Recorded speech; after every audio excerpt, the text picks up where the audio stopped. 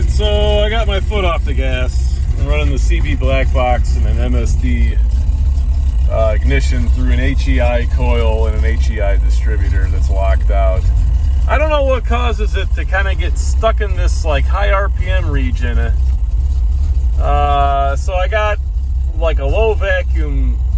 I have no vacuum actually until I put my foot in the gas. And then I start to get some vacuum.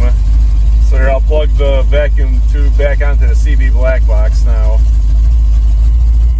But the timing's getting stuck at 17 degrees because it thinks it's somewhere over here.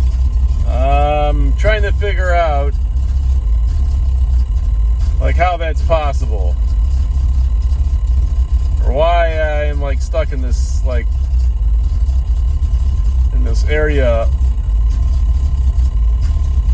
I don't know, I was running fine before, and then I was revving the engine, and then now I'm stuck here at this high timing. My base timing is set to about 11 degrees, so right now I'm running about 28 degrees timing at, whatever, not a lot of RPMs. I don't know why it thinks it's going freaking crazy like that.